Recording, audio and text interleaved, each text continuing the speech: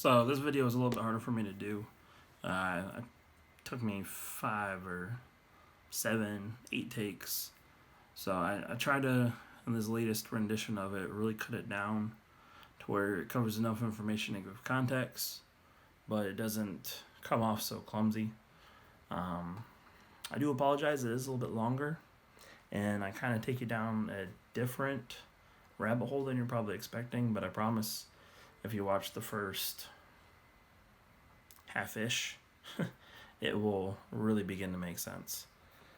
So the beginning, is just context, so that way you understand what I'm talking about when I actually get into the true breeding theory. So hope you enjoy. So let's talk about breeding. One of the biggest questions I get on a regular basis is there a genetic algorithm? What are my thoughts on breeding? How would you select a breeding pair for this horse? And there's a lot of theories out there, and I think we're familiar with some of the biggest ones, right? There's the old school theory: if you stack a whole bunch of Nakamotos into each other, you should get a good horse.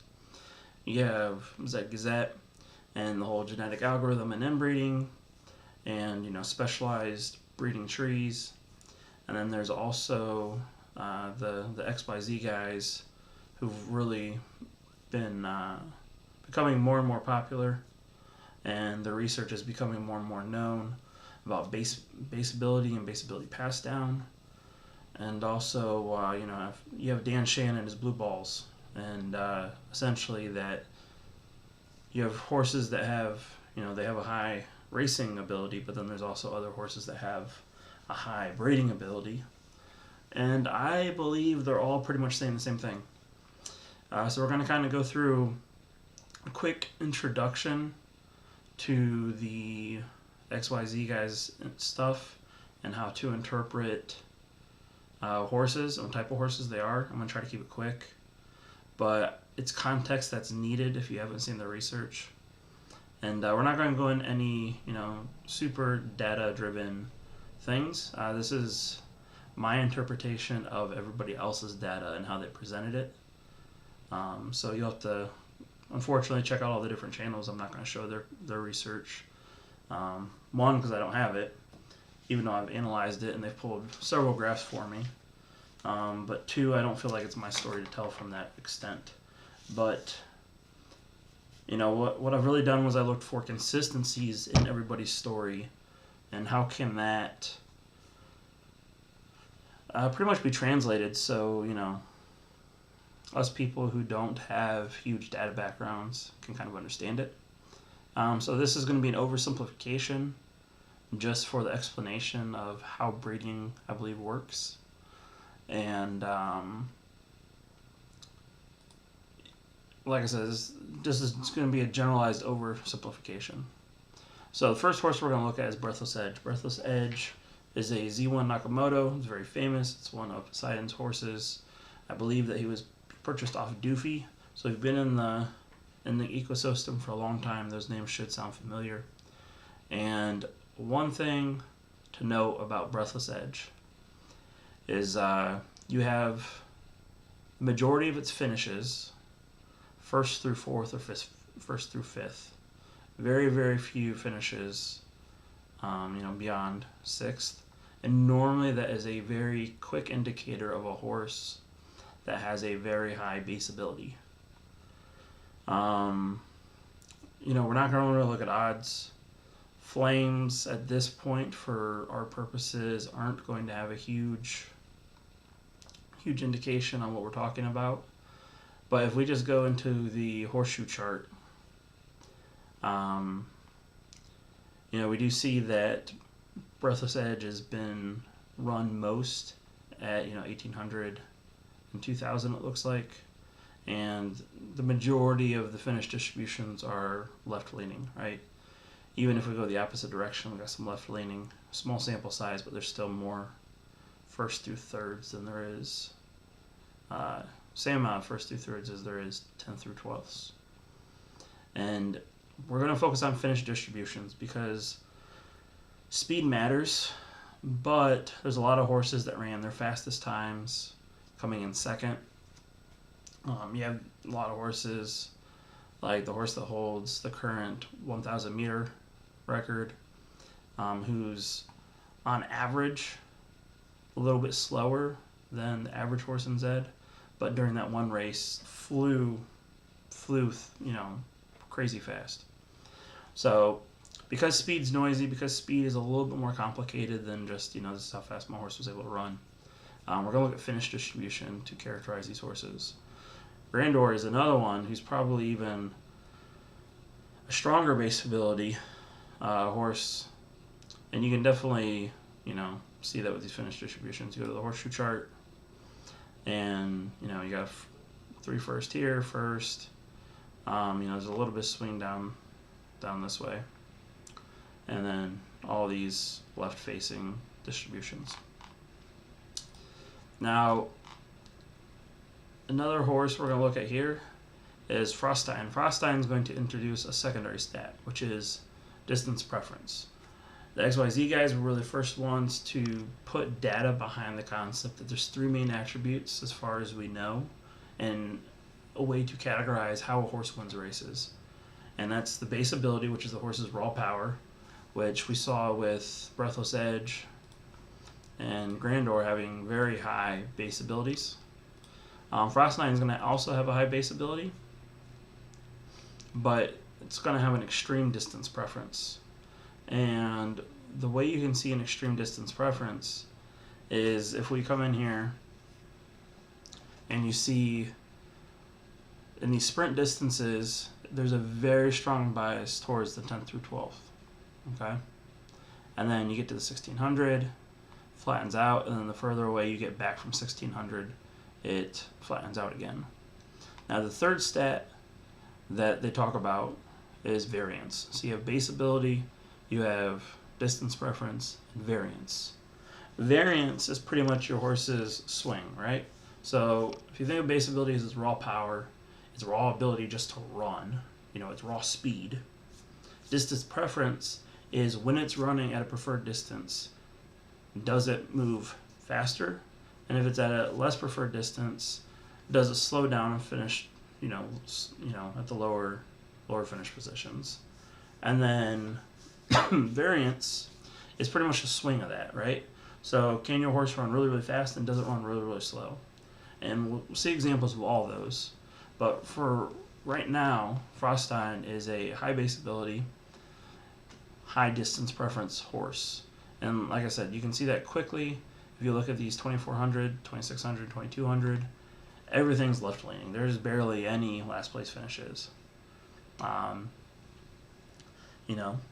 2 12ths, 3 11ths, 2 10ths, and then 42 first. Like that's ridiculous.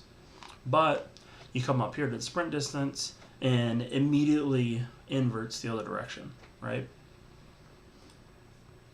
Another thing, if we do look at odds, that shows difference preference, or a horse that has a higher distance preference, is you'll have lower odds, or in this case, 4s. That's freaking crazy. And even 9s in non-preferred distance. But then you have a spike at 1600. So that's really an extreme distance preference horse there. Normally, if it was biased towards the 1600, which we can see, Grandor hasn't been ran at 1600 very much. Breathless Edge a little bit. You don't see that spike because Breathless Edge doesn't care as much about distance, and that's just the profile of the horse, right? So Cheeks is one of the horses in my stable. Not a championship horse, not a great runner, but what you'll notice is there's very little distance preference. We do flame a little bit at mid to long distance, but there's no variance. There is no swing, right? This horse is either running first through second 60 to 70% of the time, or second through fourth, I should say, sorry. No first place, is never run slower than 12th. So it doesn't swing. It doesn't come in first and last at all. It's just straight, runs to the front. And she lacks distance preference, which prevents her from being able to really excel. And she lacks variance. Her speed is her speed all the way across the chart. That's just the way she runs. And if we look at the horseshoe distribution here too, It doesn't matter what distance really it is. It all's kind of looking the same. You know, very low sample sizes here, but it is left leaning, left leaning, left leaning, left leaning, left leaning, and low sample size. But this would be the extreme away from its distance preference if there was a slight bias there. And the other thing too to realize about this is she's a class 2 horse now because she just can't lose points. You know, and she's flaming in class 2 up against the right competition. So that just goes to show this is one of the side effects, I guess, of having a high base ability, we can say. So if you have a horse that has a high base ability but doesn't have enough distance preference or variance to really kick out faster times, and this is where time kind of matters because it's time compared to its competitors, right? A horse is going to run as fast as it has to win if its stat profile matches up against its opponents to win. So Cheeks just has that flat line, you know, it bursts of speed. She normally breaks first, and because she's unable to lose points, she kind of gets stuck. All right, so Frostline's another one that's going to introduce another variable, and that is distance preference, right? So you have two horses that are really high base ability, don't really have a whole lot of distance preference. You know, Granger's Flame across the board. Breathless Edge can pretty much do the same. There is a slight, you know, bias towards distance preference, but if we look, it doesn't really come in last very much. So that means that it's just a strong runner with not a lot of distance preference, which is what we're going to see here is a distance preference horse. Now, just to sum it back up,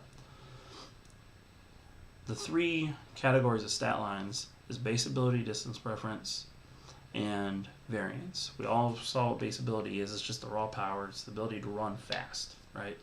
Distance preference is a multiplier or stat tuner, we can say, that tunes that base ability based on is the horse running in a favorable distance or is it running in a least favorable distance. A lot of times a favorable distance horse with a high base ability will win in that distance, and if it's an off distance, it's going to go down, and that's where you hear people talk about down buttons. If your horse doesn't have distance preference or doesn't have a high stat and distance preference, you're not going to have a down button.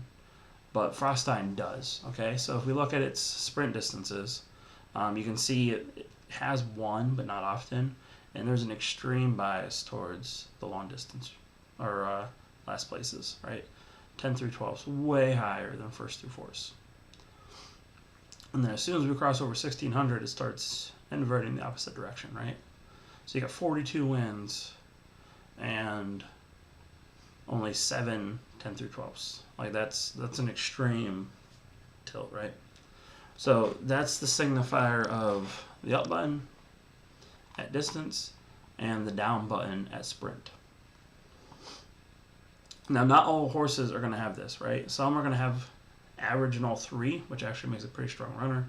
Some are going to have less than average. And we're going to kind of get into how all this plays out.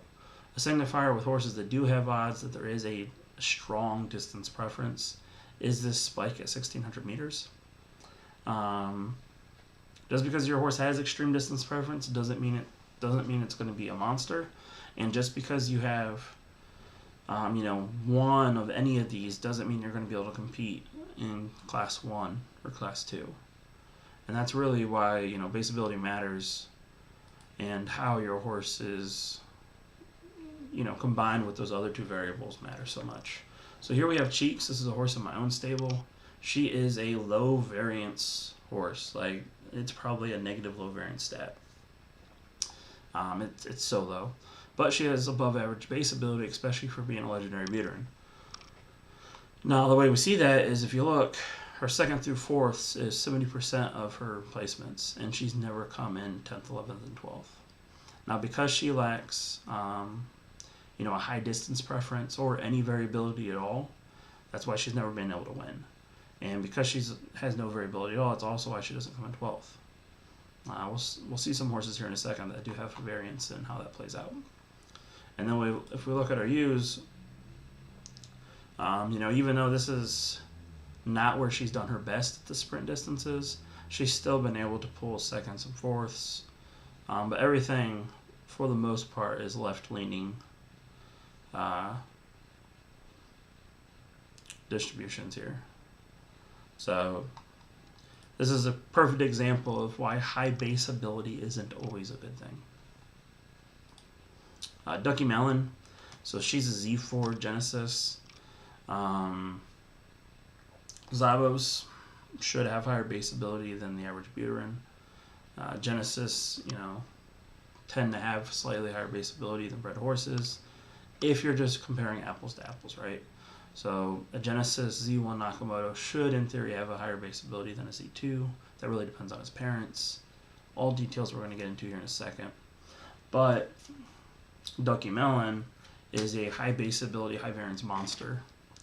And one of the ways you can see that right away is if we go to first off, you can see there's a high base ability because we're seeing flames across all distances. Normally that's an indicator that the horse has a high base ability because it's able just to potentially win, right?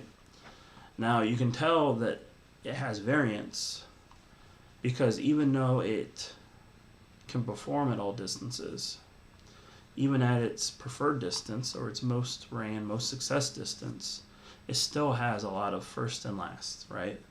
So there is significantly more first, second, thirds, and fourths, especially first through thirds, than there is tenths through twelfths. And high variance horses form more of this U shape, right? Their fourth, fifth, and sixth drop down significantly, and their sevenths as well, as you can see. They'll kind of go flat in the middle, and then they'll pick up on the ends. Your first through thirds, especially at the tail ends, right? Your first and twelfths, your first seconds, your 11th and 12ths.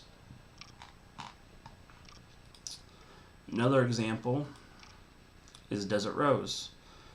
Desert Rose is a high variance, low distance preference horse as well.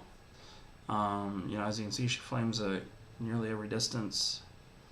And crazy thing about her, if we bring it up here, even though she does perform better at certain distances, which really her best distance looks to be at that 1600 meter range. 1600, 1400, 1800, which shows that she doesn't have distance preference, right? Because in Z, 1600 is a neutral distance.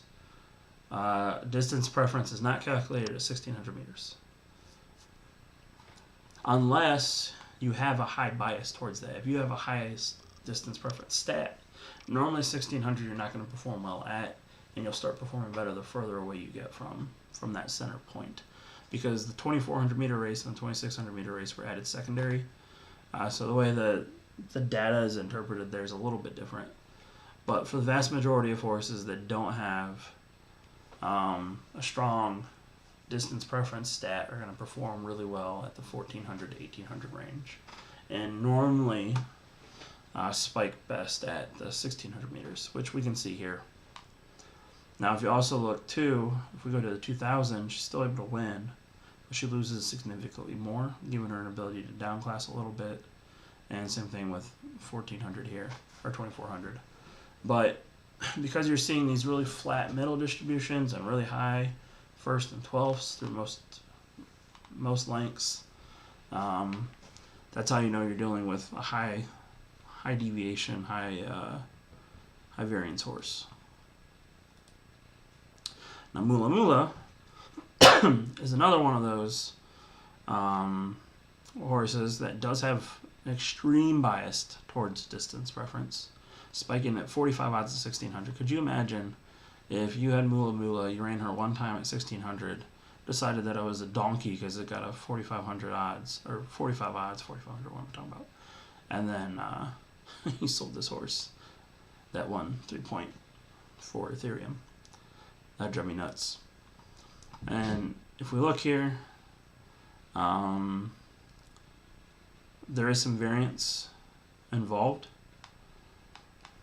but there's also, extreme distance preference here. So distance preference times variance can still equal last place distributions, to where if you have a horse like Frostine, who's primarily base ability and distance preference, you're going to get those pure losses at non-preferred and just pure wins at preferred. As to where a Mula, because it's more of a variance distance preference that allows her to win on less base ability, that's where you're able to see, a little bit more of this U at wherever she's running. Now Camille is another horse at my stable. Once again, not a killer by any means, but she is a high variance horse. Not a very strong distance preference, even though she has flamed here. The sample size is a little bit larger, but 1,000 and 1,200 are her preferred distances. When she's running good, you can see, she comes in first dramatically more, but then she's also able to lose at her own preferred distance. So she's kind of self-regulating in that way. These 9th through 12th distributions, they're fairly even with these smaller sample sizes to the 1,000, but even at non-preferred, it's a fairly even left to right distribution. So, with larger sample sizes on these other races, she probably would U out at most of them. There would be a little bit of bias left or right because she has a slightly lower base ability. So a horse that has a higher preference of a distance race would probably smoke her ass. So that's that. And then you got Steph Curry, one of the highest variance horses in the game. I believe up until recently he was the highest variance horse in the game. And if we look, all distances are just U's. All of them. And, yeah, it's just kind of crazy to look at, right? But if we look as well, there is a very slight bias at these mid to long range races. It does seem to prefer the long range races, even though at short range it can still win just as good. But I'm assuming that there's horses that are sprinters that have a really high distance preference towards sprinting that makes it challenging to be competitive. So that's probably why you see the these longer distance races being the preferred for the owner. Now, what does all this mean? First off, if you're doing something that works, don't worry about it. But really, you need to understand, why is your horse able to win, or why are horses able to win when you're looking at breeding pairs. And the XYZ guys, they really honed in on this idea that the only thing that's passed down is base ability. It's been confirmed in an interview with Jeff. He says that base ability is the only thing that's passed on. Variance and distance preference are assigned at birth or minting, when you create the foal. And if that's true, I think that brings some reasonable explanations into why we see a lot of the things that we do with breeding, right? So, to get a better idea of what I'm talking about, we're actually going to look at a very unlikely source, and that is Pokemon. Okay, so bear with me. Hold on, don't run away. So in Pokemon, you have all these different stats, right? You have health, speed, attack, defense, special defense. All those maximum stats combined give you your Pokemon's overall ability score. Okay? For the vast majority of Pokemon in the game, besides, specialized rare ones, 600 is the cutoff. You cannot have more than 600 points, no matter what.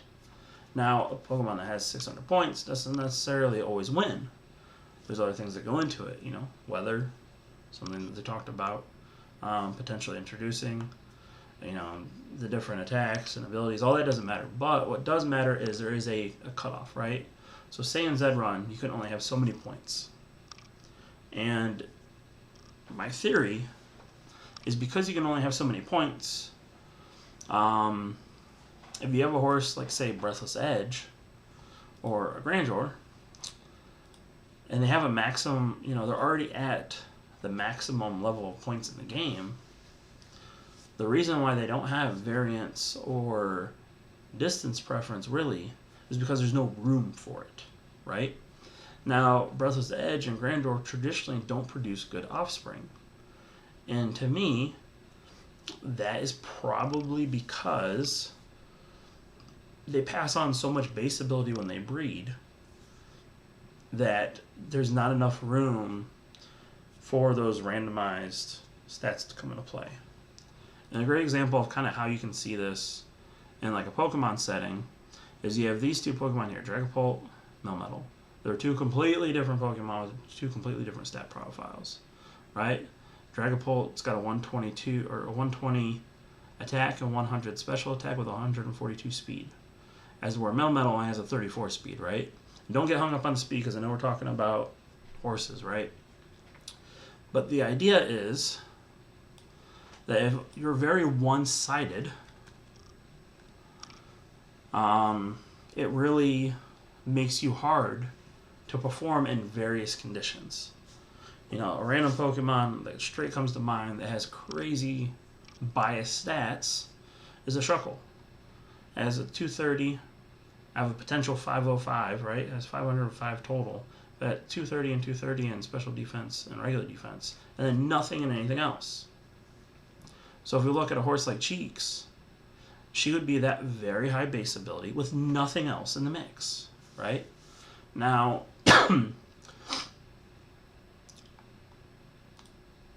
that being said, another reason why we're probably seeing the lack of strong offsprings in these strong base ability horses is if we go and look at what Zed says about horses, right?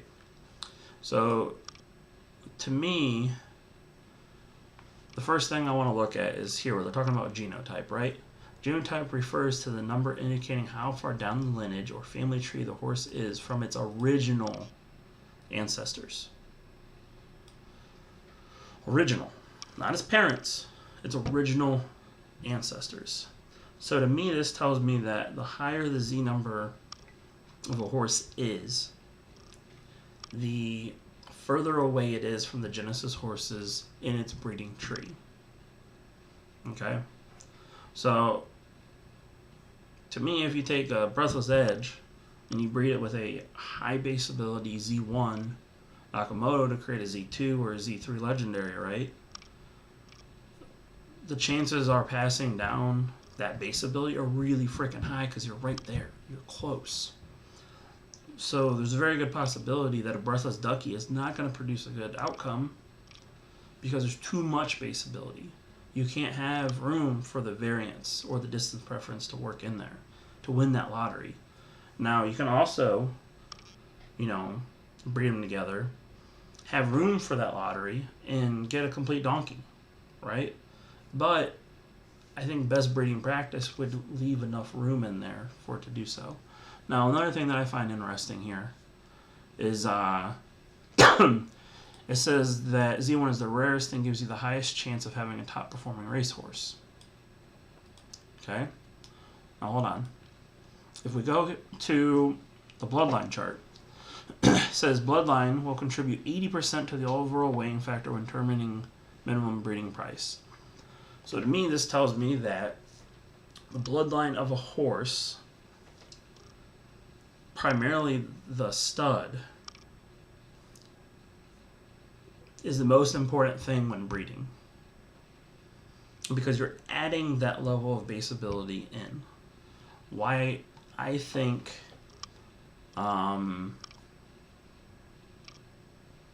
this is also to be true is if we come here to the breed type page, right?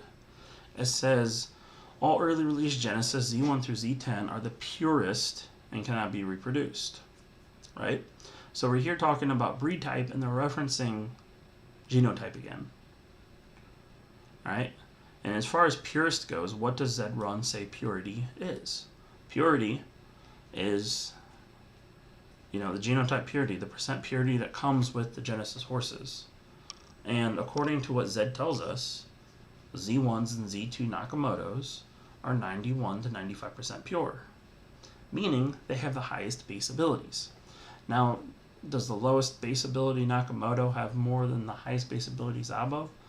I don't think so. I think that slight detail doesn't matter as much. What I do think matters, though, is that you're going to be very hard to find a whole lot of two strong base ability horses at a very low number combining to make strong offspring. And an example of a horse that has just enough base ability but had enough room to inherit some lottery is Diamonds, right? Now, there's not a lot of information on these two parents because they haven't been raced, but I'm willing to bet if we look at Diamond's distribution, Diamond's got some variance, right? Diamonds can come in first and last across multiple races. Okay?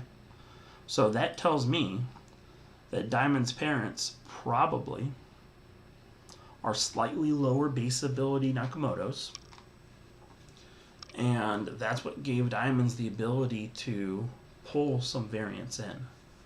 And if you think about it, this could be why there's a lot of glue horses that can produce really strong offspring. Because normally when we look at a horse, especially, back a while ago, odds was everything. And normally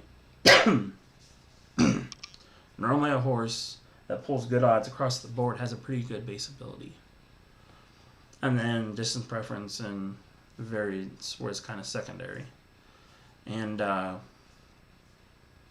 horse that can't necessarily compete at a high level, or a horse that classes up right away, but can't compete at those higher classes, like a Cheeks, has the base ability but doesn't have the variance, which means there's enough room in here that if I was to breed her again to inherit some, or not to inherit, but to win those lottery picks in variance and distance preference, right? Because Zed says that distance preference and variance is randomized. But once again, my argument is only if you have room for it. And that's why when you look at something like a Steph Curry, who's a Z13 Buterin Elite, that's a low Z number. Steph Curry, if you look into his ancestry, has Z4 Nakamoto exclusive blood. So there could have been some pass down of variance here, or of base ability here. Could have been some pass down of base ability here.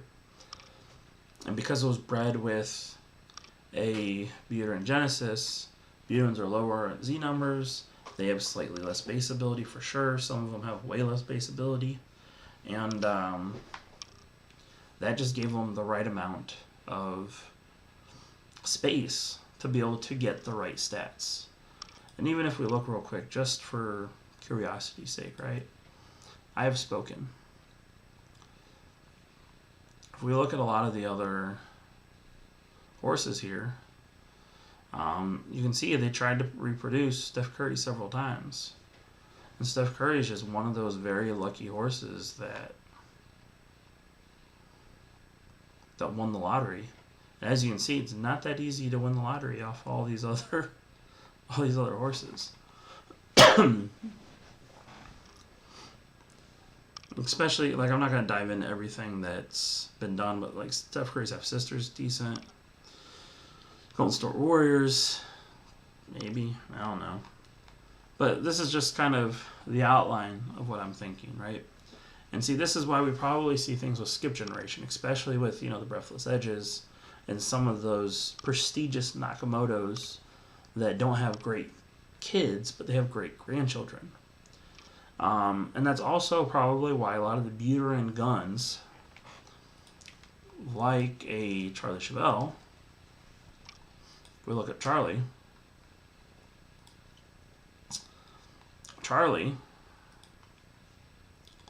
is a high distance preference, high variance horse, right? It can come in last at its preferred distance. It does run Class 1, which gives it a slight disadvantage. And it can give it the potential to come in those 12ths there. More so than if it played only in Class 5. You do see that it very limited, races here. The owner Centribus does not believe in downclassing his horses, so he probably could play this distance preference game and bring them back down into Class 3, maybe Class 4 and 5. But Charlie doesn't produce good kids, right? Why is that? Because Charlie Chevelle doesn't have a lot of base ability. It wins because it has a lot of variance and has a lot of distance preference. So, potentially the key to breeding Breathless Edge might be breeding it into a Z10 Nakamoto. The best horse in the game might be a Charlie Ducky mix, which, if we look, did I close out Ducky Melon? Let's open back up Ducky. If you look at Ducky, because Ducky's a prestigious horse, we'll look at what it's been bred with, right? And you can see, for the most part, if we were to average out all the children, it should be a profitable distribution, right? There's quite a few first through thirds compared to 10th through 12ths, but this middle's still fairly high. Z5 Zabo, Z5 Zabo, Z5, Z5, Z8, Z5. Those Z numbers are still really high. And to me, based on Z number being the purity, and where it says here, the Z number is how close it is to its original ancestors, a Z8 Zabo probably is not enough separation from Ducky herself. Like, you see a little bit of success here, but it's not profitable. There's not enough separation from Ducky herself to win the variance distance preference game.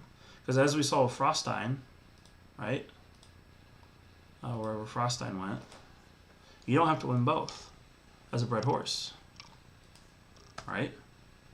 You can just have distance preference and distance preference of base ability and win. And what's crazy is this came from, Frostine's a Z16 Buter and Legendary, right? But for whatever reason, it still worked out. And see, this is why I think we see a lot too with Z10s versus Z8 Buterins, which is the world I play in mainly, is the Z10s tend to have more variation. They tend to be better U racers than the Z8s, because the Z8s have the highest base ability in theory because they're the Z8 instead of the Z10. They have the highest base ability of the Buterins, which means they would have less room for variance and distance preference. Now, is there a thing where Nakamotos, because they are the most pure and they start off the most pure, that a Nakamoto can have a higher stat than a Buterin? Maybe a Buterin maxes out at 700 points total, and a Nakamoto maxes out at 1,000. And then, Zabos are 900 and Finnies are 800. I don't know. It would make sense, right? Why preserve Bloodline? Why would Bloodline be 80% of the total weight going into how much it costs to breed a horse if there wasn't value in holding Bloodline? And I really think this is why we're seeing a ton of teen Nakamotos right now. Z11s through... Really, it's been Z11s through Z15s that I've been seeing that are just wreaking havoc in Class 4 or 5. and a little bit of class 3. Because the Z number is low enough to get them away from the genesis that they were bred with originally, to make room for variance and distance preference. And, you know, that's just kind of the general thought. And this is why stack NACs never worked, because if you take the Z1 and the Z1 to make the Z2, and then you breed another Z1, like, you're just pounding in more base ability, and you have no room for variance or distance preference. It just seems so simple, right? Is it 100% accurate? I don't know. Because you need to make room for lottery. You know, that lottery of the randomness that is programmed into breeding. You know, there's a lot of really good Z18s and Z15 Buterins that can run in Class 1 pretty well. You know, I don't think they're championship level. I wouldn't put them, you know, head-to-head with a lot of the strongest horses. But then you have, like, a Finny here, a Finny Elite. You know, because she's a Finny, maybe her, like I said, maybe her max stats 800.